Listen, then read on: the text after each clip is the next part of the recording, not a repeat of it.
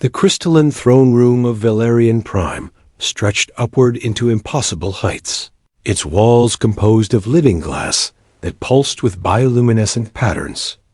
Empress Thalia the Radiant sat upon her seat of power, her 4 arms draped elegantly across the armrests, as she regarded the humans standing before her with undisguised amusement.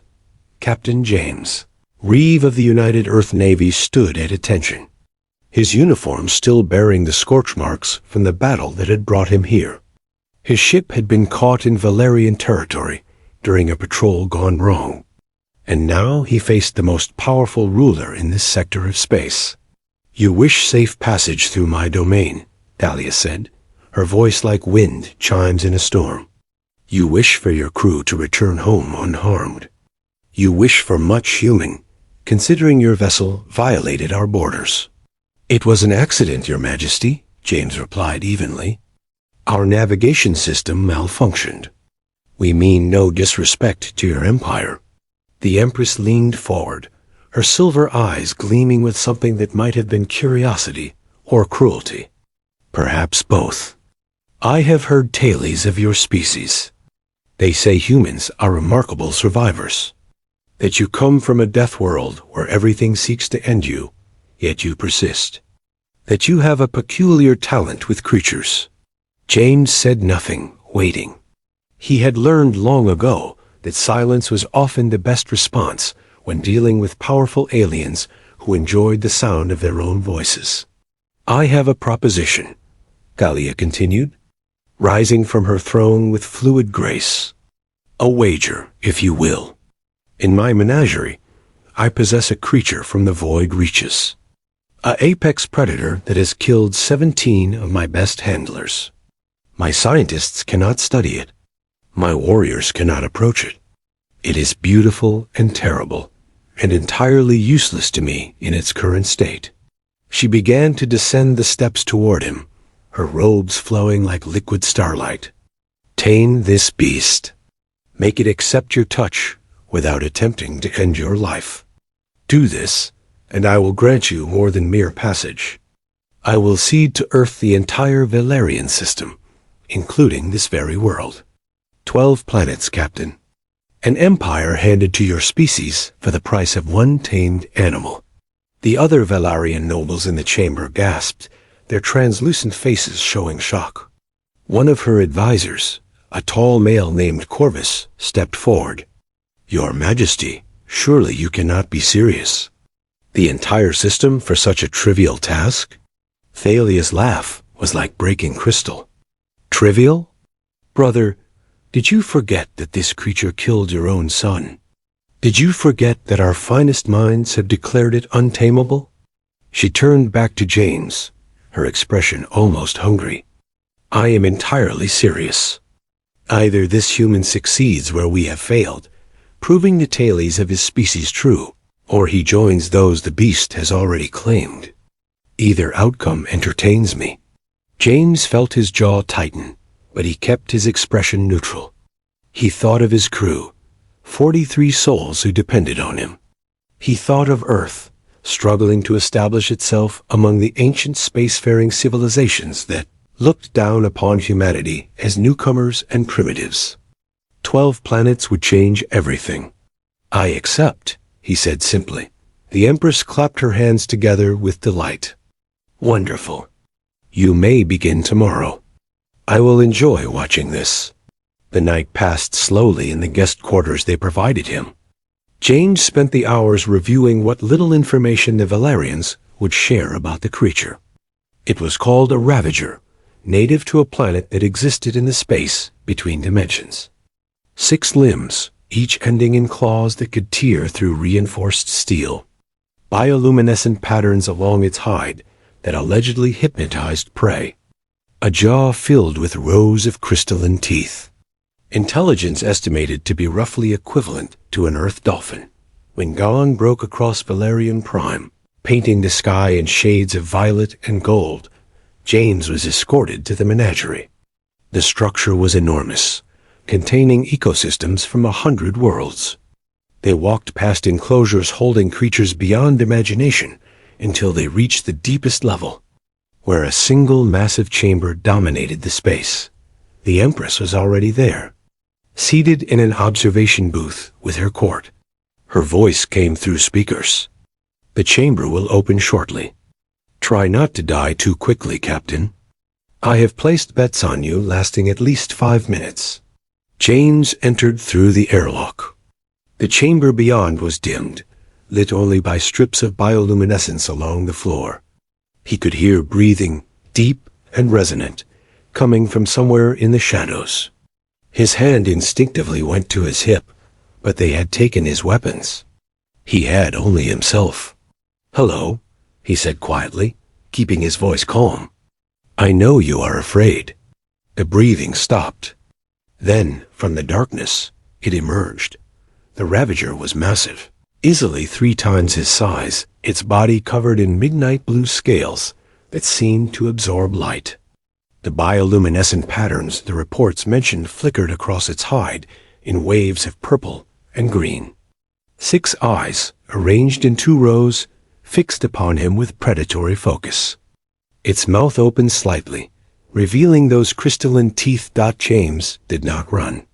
He did not shout or make sudden movements. Instead, he slowly lowered himself to sit cross-legged on the floor, making himself smaller, less threatening. He kept his eyes on the creature, but softened his gaze, avoiding the direct stare that predators interpreted as challenge.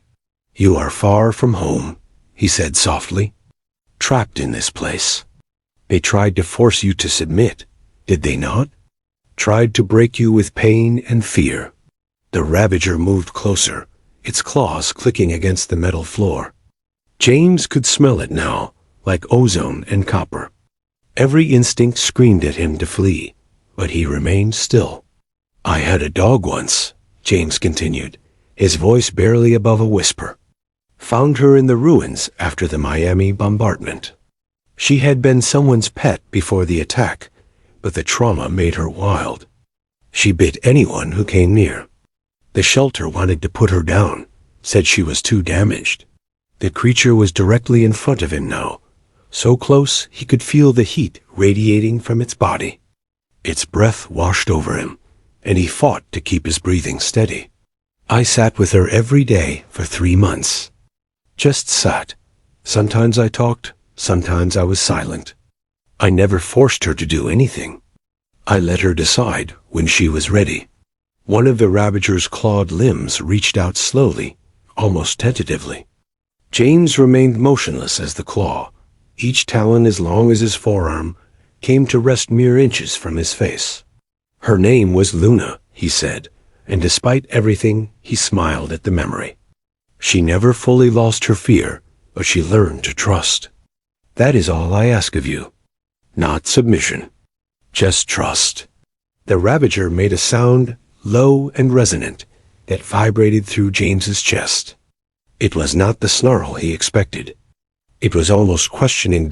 In the observation booth, the Empress had risen from her seat, her 4 hands pressed against the glass. "What is he doing?" she whispered. James slowly raised his hand, palm up, fingers relaxed. He moved with glacial patience, giving the Ravager every opportunity to retreat or attack. The creature watched his hand rise, its bioluminescent patterns shifting to deeper blues. When his hand was level with the Ravager's massive head, James stopped. He waited. The silence stretched for an eternity. Then, with a movement so gentle, it seemed impossible for something so deadly, the Ravager lowered its head and pressed it against James's palm. The scales were surprisingly warm, textured like rough leather. James felt the creature's pulse beneath his fingers, rapid but steady. He kept his touch light, respectful. "Good," he whispered. "Very good." The observation booth erupted in chaos. Nobles shouted over each other, while advisors frantically checked readings. Empress Thalia stood frozen, her expression unreadable. James spent the next hour simply sitting with the Ravager, occasionally speaking, sometimes silent. The creature gradually relaxed, its aggressive posture softening. Eventually, it curled its massive body around him, much like a cat might, and closed its eyes. When the airlock finally opened and James emerged, he found the entire Valerian court waiting. The Empress approached him slowly, her earlier amusement replaced by something deeper. Respect, perhaps, or wonder. How? She asked simply. James looked back at the Ravager, now watching him through the transparent wall with what he could only describe as longing.